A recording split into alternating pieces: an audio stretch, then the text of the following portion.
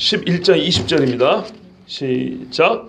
예수께서 권능을 가장 많이 행하신 고을들이 회개하지 아니하므로 그때 책망하시되 화 있을진저 고라시나 화 있을진저 벳세다야 너희에게 행한 모든 권능을 두로와 시돈에서 행하였더라면 그들이 벌써 베옷을 입고 제에 앉아 회개하였으리라. 내가 너희에게 이르노니 심판날에 두로와 시돈이 너희보다 견디기 쉬우리라. 가버나움아 내가 하늘에까지 높아지겠느냐 음부에까지 낮아지리라. 내게 행한 모든 권능을 소돔에서 행하였더라면 그 성이 오늘까지 있었으리라. 내가 너희에게 이르노니 심판날에 소돔 땅이 너보다 견디기 쉬우리라 하시니라. 아멘. 여러분, 오늘 말씀이 어렵습니까? 무슨 말씀인지 못 알아보시겠습니까? 쉽지요? 대답이 없으면 긍정으로 들어야 되나요? 부정으로 들어야 되나요? 네. 저는 괜한 말을 하는 거 별로 안 좋아합니다. 필요한 대로 말을 해야 되고, 그러면 그런 거고 아니면 아닌 거죠. 오늘 말씀은요, 문맥상 너무 쉽고 표현도 너무 쉽고 두 번이나 반복을 해놔서 무슨 말인지 알아먹기가 너무너무 쉬워요. 알아먹기가 너무 쉬운 말은요, 풀이하는 데 시간을 많이 보탤 것이 아니고 시간을 많이 쓸 것이 아니고 그 예수님의 이미 풀이되어 있고 너무 쉬운 그 말씀을 우리 가슴속에 심는데, 이것이 우리 마음 밖에서 떠돌아다니는 것이 아니라 심어서 임플란트 박아가지고 이렇게 꽉 조이는 것처럼 심어가지고 우리 마음속에서 굳게 뿌리를 내리는데, 깊이 뿌리를 내리는데 더 저는 힘을 써야 한다고 그렇게 봅니다. 그래서 저는 그렇게 여러분의 말씀을 잘할 겁니다. 이게 비유라면, 어렵고 빙글빙글 돌아갈 이유라면, 그런 말씀이라면 그렇게 풀어내야 될 상징이 있고 비유가 있고 뭐랄까요, 어려운 수수께끼 같은 이야기가 있다면, 유대인들의 무슨 고사성어 같은 게 들어있다면, 당시 문화를 모르고서는 전혀 알 수 없는 그런 시대적 배경에 입각한 그런 용어들이 쓰여 있다면 저는 그걸 푸는 데 시간을 많이 쓰겠지만, 이 말씀은 동네 이름만 바꿔치기 하면 너무 쉬운 말씀이에요. 제가 이해를 돕기 위해서 한번 우리식으로 바꿔 읽어드릴게요.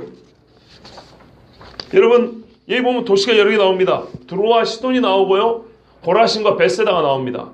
그죠? 두로와 시돈은 이방 땅이고 고라신과 벳세다는 어쨌든 간에 이스라엘 땅입니다. 그 다음에 가버나움, 갈릴리 지역, 이 세 동네가 다 갈릴리 지역이에요. 가버나움 역시 이스라엘 땅입니다. 소돔은요, 사해 근처에 있었던 멸망받을 이방인의 땅이죠. 자, 이 대족을 보면 금방 알 수 있는 겁니다. 오늘 말씀은 이렇게 쉬운 거예요. 화 있을진저 평양이여, 화 있을진저 서울이여. 내게 행한 모든 권능을 도쿄와 베이징에서 행하였다면 그들이 벌써 베옷을 입고 제에 앉아 회개하였으리라. 예수님 또 한 번 말씀하죠. 화 있을진저 한국교회요, 내게 행한 모든 권능을 인도교회, 라오디게아 교회에서 행했다면 그 교회가 오늘까지 있었으리라. 요한계시록에 제일 문제점 많은 교회가 어디입니까? 라오디게아 교회죠.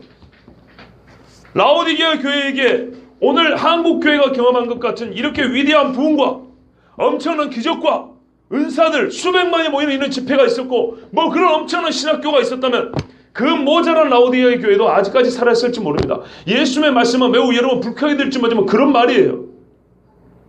누구에게 말씀하고 있습니까? 이스라엘 사람들이 하는 얘기입니다. 이스라엘 사람들에게 화 있을진저라뇨. 비교로 해도 유분수지 두로와 시돈과 비교를 합니까? 이제 딱 감이 오시죠? 예수님이 이 말씀하셨어요. 어려운 이야기가 아니에요. 매우 쉬운 이야기예요. 매우 쉬운 이야기이기 때문에 우리는 쉬운 이야기는 어떻게 받아들여야 되냐? 깊이 받아들여야 돼요. 깊이. 거기에 힘쓰셔야 돼요. 자, 오늘 말씀 봐보세요.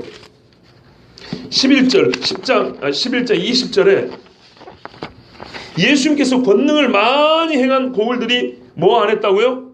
회개하지 않았다고. 예수님이 이렇게 화를 낸 이유는 여기 있습니다. 회개에 있습니다. 여러분, 회개는 무엇입니까? 믿음의 첫 출발입니다. 믿음의 첫 징표가 회개입니다. 베드로가 예루살렘에서 설교했잖아요. 너희가 회개하고 어떻게 해요? 세례를 받으라. 너희가 회개하고 주의 이름에 죄 사함 받으면 찬송도 있죠. 예, 그거 이 베드로의 설교를 가사로 삼은 겁니다.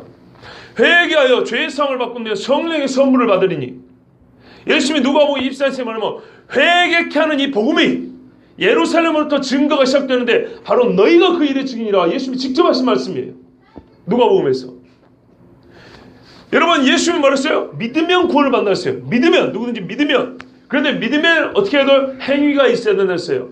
행위가 있어서 우리가 의롭다함을 받는 것이 아니라 믿음으로 의롭다함을 받습니다. 그런데 그 믿음 있는 자는 의롭다함을 받았기 때문에 뭐가 나타나냐? 믿음의 행위. 제일 첫 번째 뭐요? 회개가 나타났어요. 회개. 요한일서에도 보면 사람들이 어두움 속에 있으면서 빛 가운데 있는 하나님과 연합한다 하는 건 거짓말이고, 자기가 죄가 없다는 자는 하나님을 거짓말로 하는 자이니 그랬어요. 어찌 하나님과 교제하는 자가 될 수 있겠느냐 그랬어요. 그럴 수 없습니다. 중생의 씻음과 성령의 새롭게 하심, 이게 하나님과 연합한 자의 첫 번째 징표예요. 그 삶에서 나왔던 첫 번째 징표. 그래서 회개입니다. 회개.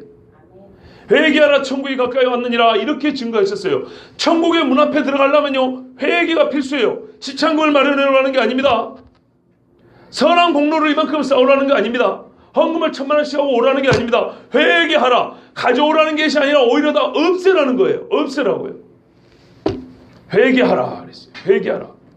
야고보에서 믿음이 행함이 있어야 된다 그랬죠. 그렇죠? 행함이 없는 믿음은 무슨 믿음이라고요? 죽은 겁니다. 실성한 믿음, 뇌사 상태 믿음이 아닙니다. 아예 죽은 겁니다. 믿음이 아닙니다. 죽은 사람 이름 갖고 와봐야 누가 돈을 빌려줍니까? 아무 소용없는 거죠. 여러분, 행함이 없는 믿음은 죽었다 그랬어요. 그런데 그 믿음은 사랑으로 역사한다 그랬어요. 그래서 믿음 있는 사람은 역사하는 믿음이에요. 행위, 믿음의 행위입니다.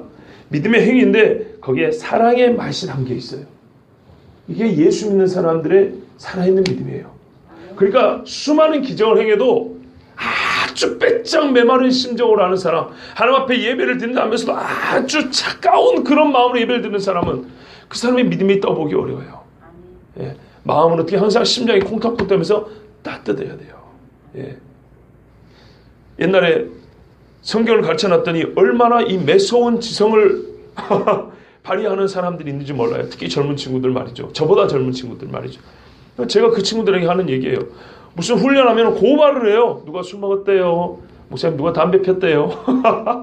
제가 그러죠. 누가 너를 고발자로 삼았느냐. 네 입에 진리를 담되 온기와 함께 진리를 실어라 그랬어요. 온기가 없는 진리는 아무 소용이 없다. 성경에 나온 대로 아닙니까? 그런데 항상 좋은 소리만 하라는 게 아니에요. 책망을 해도 말이죠. 온기가 있는 책망이 있고요. 아주 매정한 책망이 있죠. 그렇죠?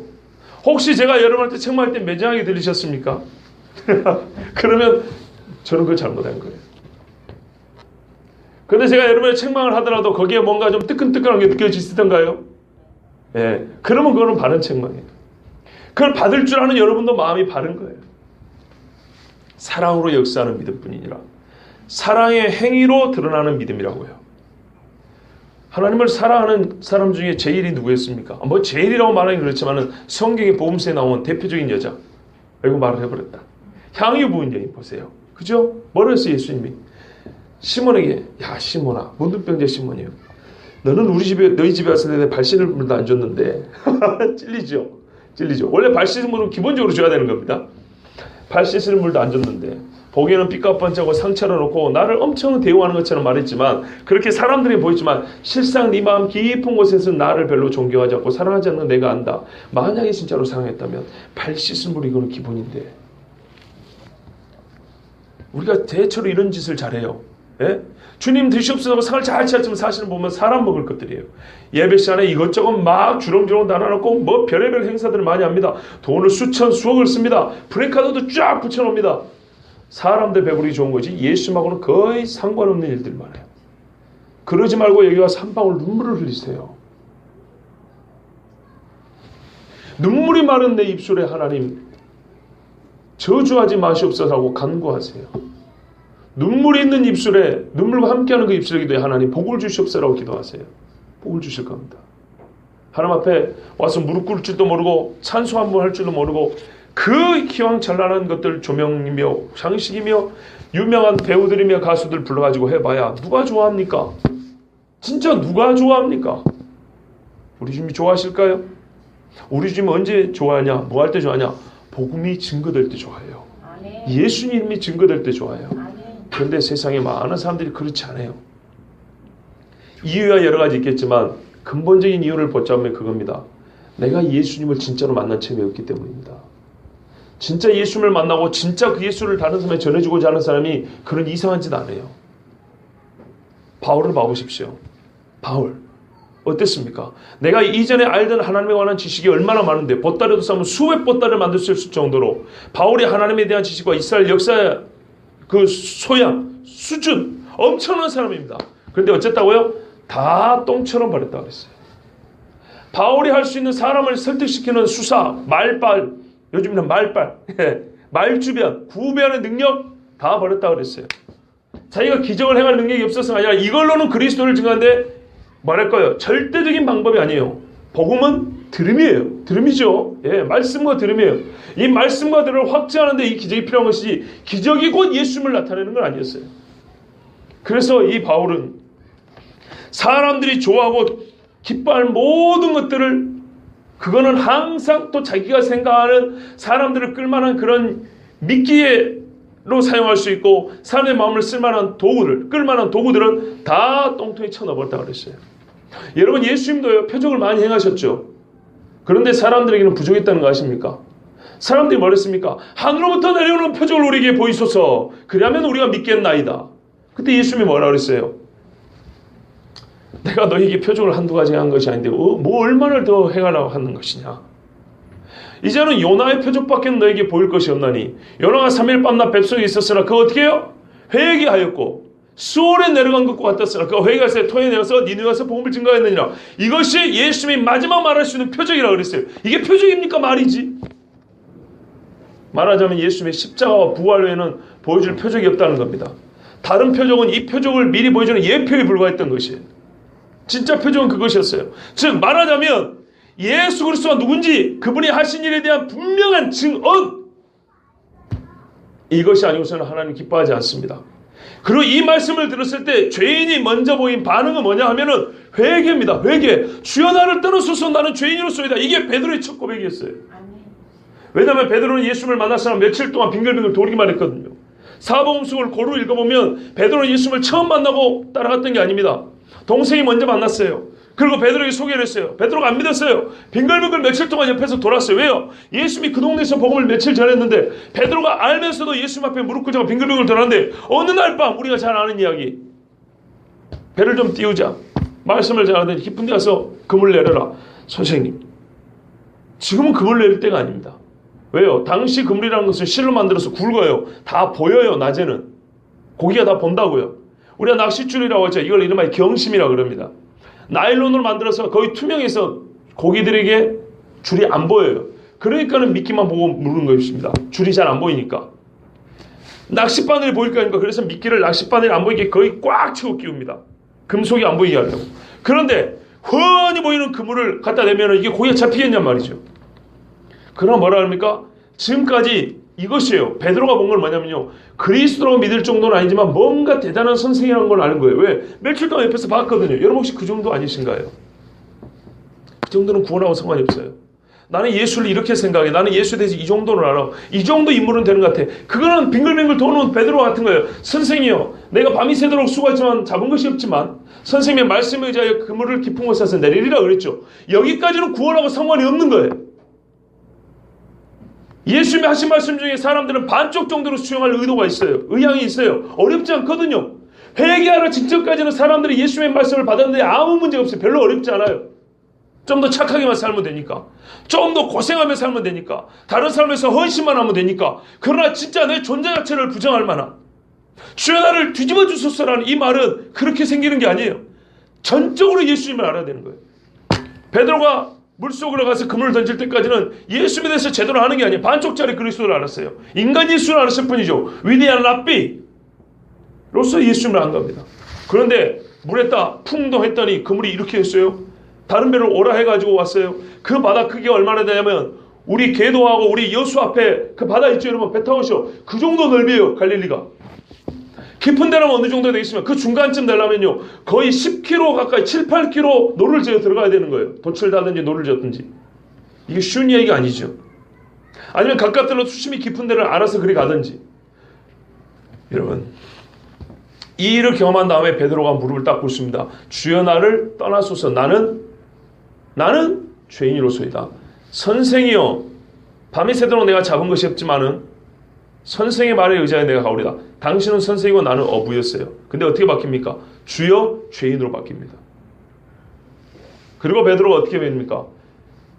바울과 같이 이전의 모든 것들을 배설물로 여기고, 어부라는 직업이 잘못됐다는 얘기 아닙니다. 그가 지금 예수님 앞에 사도로 부름받았잖아요. 이 부름에 있어서는 모든 인간적인 조건과 상황과 처지를 싹 칼로 자르듯이 잘라버리고 배설물로 여기고 쫓았지 않습니까? 이 극적인 변화. 담에서 도사로 예수 믿는 사람 잡으러 가던 바울이 자기가 예수 때문에 죽음을 당할 처지로 이 바뀐 극적인 변화, 이 어디서 나타났습니까? 주여 누구십니까? 나는 네가 핍박하는 예수라, 이 한마디 아닙니까? 어떤 관계예요? 네가 핍박하는 예수. 이게 뒤집어지지 않고는, 지금 상황에서는 바울은 예수님을 핍박하는 상황이었어요. 근데 예수 때문에 죽게 됐다 이 말입니다. 그럼 어떻게 해요? 핍박하는 예수가 아니고 예수 때문에 핍박을 당하죠. 예수님이 주님을 받겠다는 겁니다. 바로 그 다메섹 도상에서, 거기서 아무리 시간이 짧아도 이때 이 사람에게는 예수님이 그리스도가 되는 거예요. 여러분, 강도가 2명 있었습니다. 둘 다 예수님을 욕했어요. 처음에는 둘 다 예수님을 욕했다 분명히 돼 있어요. 그 양평 강도들은 예수를 저주하고 욕했다 분명히 돼 있어요. 그런데 예수님이 하신 말씀을 보고 듣고 불과 몇 시간이 지나서 한쪽 강도는, 오른쪽이니 왼쪽이니 모르는, 기분 좋게 오른쪽이라 합시다. 오른쪽 강도가, 성경들의 한편 강도가, 주여 당신의 나라에 임할 때 나를 기억하소서 그랬어요. 이게 보통 이야기입니까? 우리는 이것이 아주 쉽다고 생각합니다. 제 마음대로 살다가 죽기 직전에 주여 나를 구원하소서 그러면 구원받을 줄 아는새, 그건 절대 그렇지 않다 말씀드렸습니다. 오늘 새벽에도 잠시 말씀드렸지만, 엊그저께 식당에 갔는데 어떤 젊은이들이, 한 사람은 예수 믿는다고 변론을 하고 있고, 두 사람은 본인들도 교회를 다닌 적은 있지만 술에 가서 담배나 피는 그 정도 수준의 신앙이라 그리스도 신앙을 변호하는 친구들을 막 비웃었어요. 그러면서 뭐라면 한편 강도를 생각했던지, 내가 죽기 전에 아멘 이러면 되지 뭐, 이렇게 말했어요. 얼마나 철딱선이 없던지요. 나이 한 30 먹은 청년들인데, 아니 가장들이 결혼됐어요. 이야기 들어보니까. 그런데 말입니다, 그 사람의 생각에는 한편의 강도가 그렇게 쉽게 구원받은 것처럼 보인가 보죠. 예수님이 죽어가는 입장에서, 니나 나나 같이 죽어가는 입장에서 저주했던 사람을 신앙의 대상, 나의 구세주로 인정한다는 게 이렇게 쉽다고 생각하십니까? 가능합니까? 여러분 상식적으로 생각을 해보세요. 불가능한 겁니다. 이거는 극적인 회심입니다. 엄청난 대전환이 일어난 것입니다. 숨쉬기도 어렵습니다. 십자가에 달려가지고는. 숨쉬기도 어려운 상황에서 옆에서 들릴 정도로 주여 나를 당신의 나라에 갈 때 기억하소서, 매우 신학적이고 신앙 고백으로서 부족함이 없는 이야기입니다. 당신의 나라가 뭔지 알아야 되죠. 주님이 누군지 알아야 되죠. 이 주님이 나를 그의 나라로 인도할 것이라는 믿음이 있어야 되죠. 그걸 어떻게 걸려? 입으로 시인했어요. 지금 예수님이 다른 사람 앞에 조롱받고 있는 이 입장에서 거의 그 말을 하는 순간 나는 예수님과 같이 조롱의 대상이 되겠다는 거예요. 안 그래도 거기 따가지고 나무에다 매달려서 말린 것처럼 사람이 이렇게 달려있는데 이게 쉽습니까? 일생일대 제일 어려운 일을 한 겁니다. 그 사람은. 여러분 예수님을 믿고 예수님을 시인하기 위해서 여러분 어떤 어려운 일을 작정하고 한번 희생을 해보셨습니까? 목사들이 꼭 저런 소리 하더라. 지는 얼마나 잘한가. 그런데 여러분 이거는 농담이 아닙니다. 진짜로 예수님을 시인하기 위해서 여러분 얼마나 희생을 해보십니까? 돈 몇십만 원 손해보더라도, 점수 몇 점을 손해보더라도 하나님 앞에 이게 극적인 변화입니다. 극적인 변화예요. 그런 다음에 삶은 점점 흠도 없고 티도 없고 신부로서 아름답게 변해 갑니다. 이게 성화라 그럽니다. 교리로만 생각하지 마. 이거는 우리의 실제 삶을 이야기하는 겁니다. 삶을. 다윗을 보십시오. 젊을 때 다윗은 용감했어요. 믿음이 좋았어요. 그렇죠? 젊을 때 다윗은요 믿음이 컸어요. 노년의 다윗은요 믿음이 깊어졌어요. 젊을 때 다윗은 뜨겁기만 했지만 그렇게 많이 깨끗하지는 않았어요. 그러나 노년의 다윗은 그 불꽃은 약간 사그라들지 모르지만 더 순도가 높았어요. 신앙의 질이 좋다 이 말입니다. 시간이 갈수록 믿음의 사람은 그렇게 변해갑니다. 자, 근데 이 시작점이 어디라고요? 그 극적인 변화의 회개입니다. 회개. 그러면은 회개하지 아니했단 말은 무슨 말이에요? 예수님의 말씀은 하나도 그들의 마음속에 박히지 않았다 이 말입니다. 하나도. 주시는 떡고물이나 먹었지요. 이거는 여러분 두 말씀이 두 동네가 문장이 두 개 나왔지만 사실은 같은 이야기이기 때문에 제가 싸잡아서 말씀드립니다. 벳사다는 오병이어의 기적이 일어났던 동네입니다. 예수님이 거기서 오병이어의 기적을 행하셨습니다. 소경의 눈을 고치셨습니다. 고라신은 딱히 말해서 별로 그렇게 뛰어난 그렇게 특별한 언급이 없는 동네입니다. 그냥 벳사다, 가버나움, 고라신 그 근처에 이렇게 세 동네가 비슷비슷하게 있어요. 가버나움 예수님이 이사하셨고요. 뭐랄까요? 베이스 캠프로 삼고 선교했던 전도했던 데가 가버나움 아닙니까? 항상 가버나움. 복음 맨 처음에 전했던 동네도 가버나움. 그러면 이 가버나움 사람이 어떻게 해야 된다고요? 제에 앉아 회개해야 된다고요. 그런데 회개하지 않았어요. 회개하지 않았을 뿐만 아니라 어쨌다 그랬습니까? 가버나움아 네가 하늘에까지 높아지겠느냐 그랬죠. 교만했다는 거예요. 자, 여기서 알 수 있습니다. 사람이 왜 회개 안 합니까? 교만하기 때문입니다. 바꿔 말하면 내가 왜 죄인이냐는 거예요. 내가 뭘 죄인이냐는 거예요. 내가 당신한테 뭘 아쉽게 했냐? 아쉬울 게 있냐? 이게 교만입니다. 주님 앞에 맞닥뜨렸지만 주님은 나의 구세주로 섰지만 나는 구세주가 필요하지 않은 사람이라고 자기 스스로를 그렇게 보는 거예요. 자기 자신을 알지 못했다 이 말입니다. 어느 정도로요? 사람이 교만하면 얼마나 눈이 어둡게 되냐? 이걸 보셔야 됩니다. 교만하면 사람이 높아가니까 눈이 이렇게 잘 보일 것 같죠? 그렇지 않아요. 이 교만이라는 거는요 희한합니다. 겉으로 보이는 눈을 높여주는 것 같지만 사실은 눈을 자꾸 어둡게 해가지고 깜깜하게 가려버리는 겁니다. 순전히 자기밖에 안 보입니다. 자기 자신에 대한 오해였습니다. 가버나움이 예수님의 말씀 많이 들었고 기적도 많이 행해졌고 그렇지 않습니까? 그런데 이 가버나움 사람들은 자기 자신을 몰랐어요. 소돔보다 더럽다는 걸 몰랐어요. 예수님은 그랬죠. 소돔 땅이 아직까지 남아있었을 것이다 그랬어요. 거꾸로 말하면 가버나움 너는 심판날에 견디지 못하고 없어져 버린다는 얘기예요. 벳사다하고 고라신은요 죄에 앉아 회개하였으리라. 두로와 시돈이. 여러분 에스겔 28장을 봐보세요. 두로와 시돈은 엄청난 경제력을 가지고 사람들에게 그 부귀 영화를 자랑했던 동네들입니다. 두로 티레라고 그랬죠. 알렉산더 대왕이 와가지고 바다에다 길러가지고 멸망시킨 동네. 하나님께서 에스겔을 통하여서 두로에는 이제 사람도 안 다닐 거고 고기 잡는 그물이나 말리는 곳이 되어버릴 거라고 그랬어요. 실제로 지금 관광지는 그렇게 되어 있습니다. 옛 두로터는 지금 그렇게 되어 있습니다. 두로는 바벨론이 와서 무너뜨려 해도 못 이겼어요. 아수르가 왔던가 하여튼 못 무너뜨렸어요. 근데 나중에 알렉산더 와서 무너뜨렸어요. 시돈도요. 얼마나 이 교만하고 우상숭배. 두로는 부유함으로 명성을 떨쳤던 동네고 시돈은 우상숭배로 명성을 떨쳤던 동네입니다. 물론 시돈도 북아프리카의 카르타고를 식민지로 개최할 정도로 엄청난 정치력과 군사력이 있었지만 특징은 우상숭배입니다. 두로는 에덴 동산에 사람을 유혹했던 마귀를 상징하는 것으로 두로 왕을 에스겔 28장에는 말합니다. 옛날 설교 한번 했으니까요. 한번 더듬어 보시고 말씀을 보시면 됩니다. 시돈은 이세벨의 고향입니다. 엣바알의 딸 이세벨. 이세벨이 뭐였습니까? 사마리아에다가 그 남편 아합이 신당을 짓는데 바알 신당을 짓는데 이세벨이 조장을 했습니다.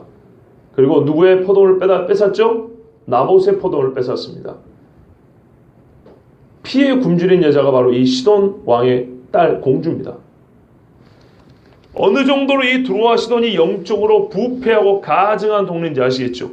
그런데 말입니다. 고라신과 벳세다는 그 정도의 우상 숭배와 교만에 대하여 일전에 책망받은 적이 없어요. 이게 중요합니다. 일전에 예수님이 이들을 가지고 책망을 한두 번 더 하셨다든지 경고를 하셨다든지 이런 말씀이 없어요. 가버나움도 마찬가지입니다. 한 번도 책망한 적이 없어요. 그런데 갑자기 예수님이 여기서 책망을 하신단 말입니다. 근데 얼마나 지독하게 책망하시냐.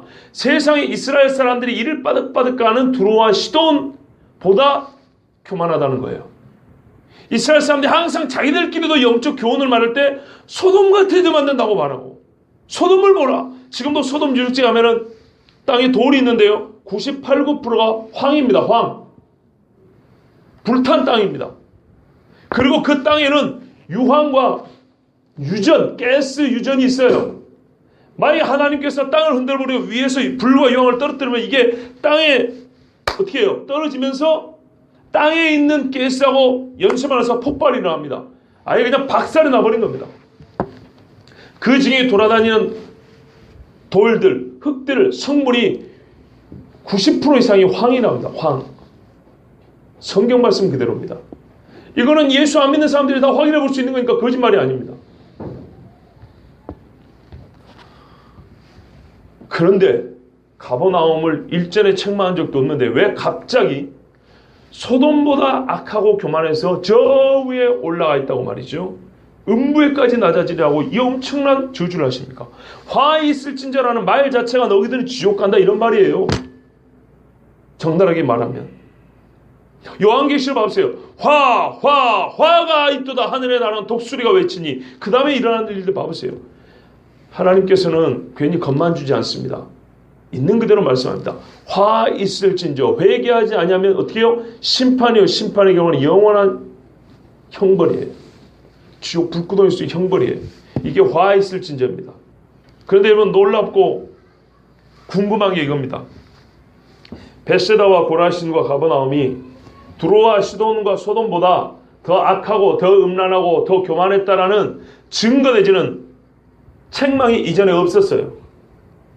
그리고 지금 옛 도시를 발굴해 보면 소돔과 고모라 또는 두로와 시돈만큼 그렇게 번영하지도 않았고 그렇게 우상 숭배가 당연히 이방 문화를 받아가지고 우상이 있긴 있죠. 지금 한국에도 점쟁이 집 저 앞에도 있잖아요. 점집이 있긴 있지만 딱히 이렇게 타겟이 되어가지고 하나님 앞에 예수님 앞에 책망을 받을 정도로 이렇게 지독한 책망을 받을 정도로 도드라진 우상 숭배지는 아니에요.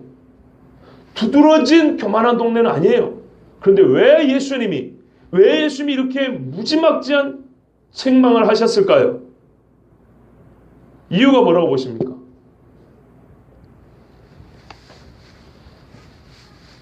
저를 보지 마시고 이럴 때는 성경을 보시면 답이 나와요.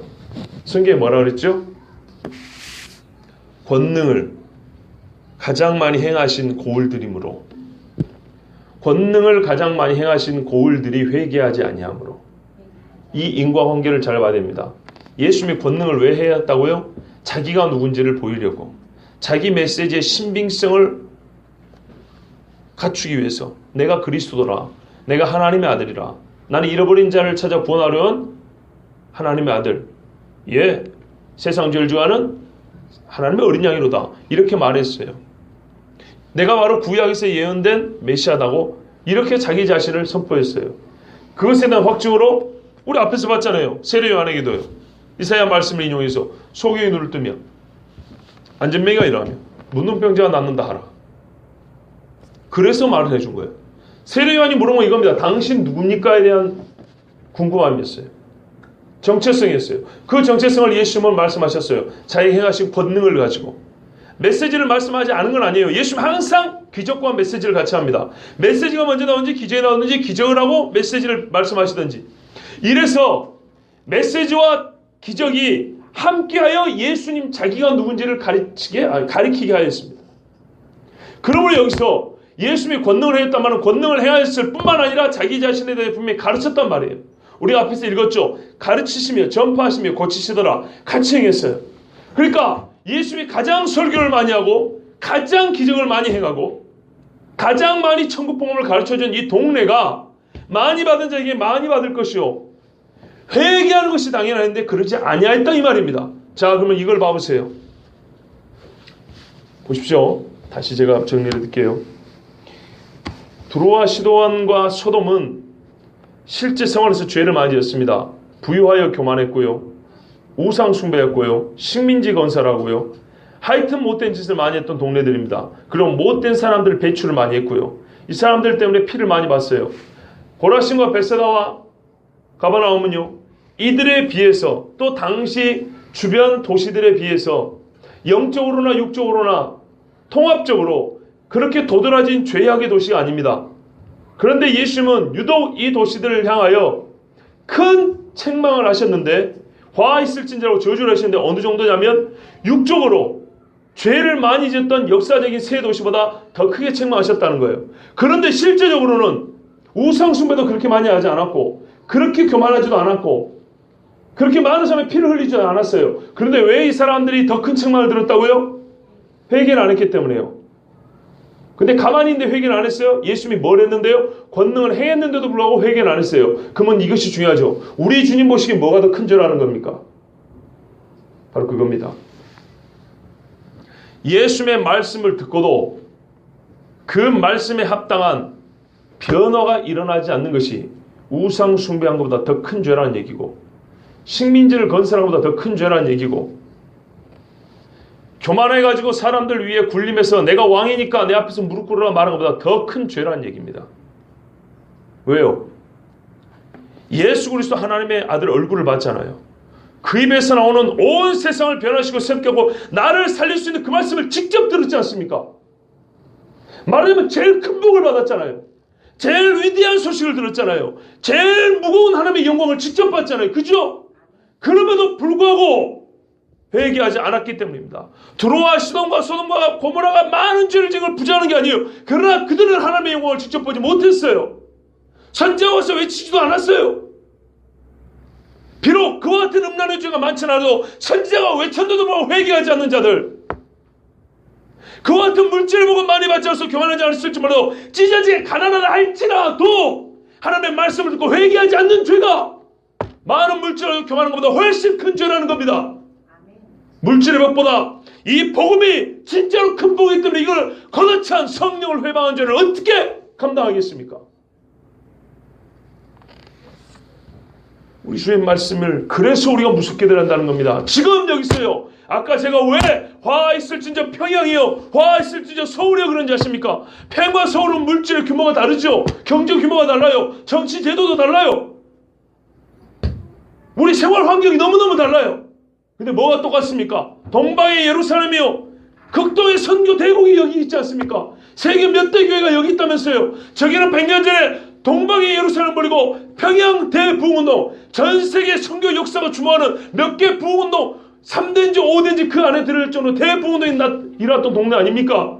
저기나 여기나 복음으로 말하면 둘째 하면 서로 할 정도로 잘났다고 까부는 동네들 아닙니까? 대한민국의 선교의 위상, 교회의 위상을 높인다고 WCC 개최했던 스스로 자인하기를 대한민국의 교회는 위대하라고 대한민국의 목회자와 신학자들이 그렇게 말하고 있잖아요. 자기 스스로 말했습니다. 우리는 하나님의 은혜를 많이 받았다고, 우리는 성경의 보급과 가르침을 많이 받았다고, 우리는 신학적 혜택을 많이 받았고 목회자들의 혜택을 많이 받았고 하나님의 영적 복을 많이 받았다고. 오케이, 받은 거를 누가 말해요? 받을수록 좋죠. 그 다음에 문제예요. 회개하셨냐는 거예요. 차라리 안 받았으면 소돔같이 불타고 말 것이에요. 드로아 시돈처럼 전쟁에서 그냥 깨끗하게 쓰러지고 말 거예요. 근데 그런 얘기가 아니잖아요. 네가 하늘까지 높아지겠느냐, 은별까지 낮아지리라. 가버나움, 예수님이 지금 가버나움에 들어가서 밥 드시고 그래요. 자기가 선교센터로 삼고 있는 그 동네를 그렇게 저주하신 거예요. 바로 그것 때문이에요. 내가 선교센터로 삼고 있는데 도대체 너희는 왜 내 말을 안 듣느냐는 얘기가 이 말이죠. 간혹 가가지고 선교한 사마리아는 한 여자에게 복음을 전했더니 그 여자 복음을 듣고 수많은 사람이 와갖고 한다는 소리가, 이제는 우리가 여인 이 말을 듣는 게 예수를 직접 만나느라고 사람들이 말이죠. 거기서 하나님께 영광을 돌리지 않았습니까? 그런데요, 가버나움에는 누가 그랬냐 이 말이에요. 누가? 여러분, 내 생각은 너희 생각과 다르다 그랬죠. 드로아 시돈과 소돔이 잘했다는 얘기 절대 아닙니다. 더 무서운 얘기예요. 그보다 우리는 더 잘못될 수 있다는 겁니다. 왜요? 하나님께서 우리에게 권능을 많이 행해 주셨기 때문입니다. 우리 교회 여기까지 어떻게 하나님 지켜주셨습니까? 여러분, 하나님의 권능이 안 보이세요? 전 보입니다. 보입니다. 온 지 1년밖에 안 된 저도 보입니다. 여러분, 안 보이십니까? 하나님께서 연약하고 부들부들 흔들리는 갈대 같은 우리를 붙드시고 교회의 기둥뿌리를 붙잡고 세우신 거 안 보이십니까? 저는 보입니다. 누군가는 기도했겠죠. 정말 누군가는 기도했겠죠. 감사하셔야 됩니다. 기도로 세워진 거 안 보입니까? 저는 보입니다. 별 볼일 없는 목회자라 할지라도 우리 목사님들과 우리 전도사님들 여기 설교에서 말씀으로 지금까지 버텨진 거 안 보이십니까? 우습게 보이죠? 싹 끊어볼까요? 듣기 싫은 설교, 부족한 설교, 참 어설픈 기도 한번 다 끊어볼까요? 안 보이십니까? 하나님께서 그렇게 권능을 행하신 게 안 보이십니까? 하늘에서 불이 떨어져야 권능입니까? 연약한 갈대 같은 인간들을 세워가지고 흔들린 교회를 여기까지 세워진 건 권능이 아닙니까? 그걸 보지 못한다면 회개하셔야 돼요. 그걸 깨닫지 못했다면 하나님 앞에 무릎 꿇어야 됩니다. 저는 보입니다. 정말 보여요. 얼마나 감사합니까? 예? 소돔과 고모라보다 그러나 감사할 줄 모르고 회개할 줄 모르면 더 큰 벌을 받는 거예요. 요한계시록의 교회들을 봐보십시오. 예수님이 직접 가서 말씀하셔 사도 요한을 통해서 편지를 썼어요. 안 들었어요. 어떻게 됐습니까? 그 불명예는 소돔보다 더 험해요. 그 불명예 말이에요. 왜요? 에스당처 소돔처럼 이방에 오셨다면 괜찮아요. 하나님을 모르는 사람들이면 괜찮아요. 순교자까지 배출한 교회들이란 말이에요. 예수의 피값으로 사셨고 성도들의 피로 지켜왔던 교회란 말이에요. 그런데 그 교회들이 지금 어떻게 되어 있냔 말이에요. 사람들 돈 벌어야 되는 관광지가 되어버렸습니다. 왜요? 권능을 많이 행하셨고 사도들의 편지와 목회자들이 가서 끝없이 외쳤는데도 불구하고 듣지 않았기 때문입니다. 그러면서 자기 자신에 관해는 우리는 소돔과 같지 아니하고 우리는 두로와 같지 아니하고 주여 우리는 시돈과 같지 아니하나이다. 바리새인처럼 주여 나는 일에 2번씩 금식하고 11조를 바치나이다. 똑같은 소리 했어요. 우리 교회 역사가 수십 년이 100년이 됐고 우리 교회 역대 목사 중에는 누구누구 유명한 목사가 있고 우리 교회는 성교비를 얼마나 내고 있고 우리 교회는 뭐하고 있고 그런데 지금 교회가 난장판이에요? 그게 자랑입니까? 회개하지 아니하면 하늘까지 높아지고자 해도 음부에까지 떨어뜨려 버린다 했어요. 자기 자신에게 속고 있는 겁니다. 스스로는 소돔과 같지 않다고 생각하고 두로와 시돈과 같지 않다고 생각하지만 주님의 판단은 이 평온한 가버나움을 두고 베세다와 고라신 갈릴리 바다 이거를 두고 고기나 잡아먹고 사는 사람 이 평온한 사람들에게 세상에 예수님은 이렇게 무지막지한 저주를 선포할 수 있냔 말이에요. 바리새인과 대제사장의 행한 말씀하신 저주하고 거의 동등해요. 그렇죠?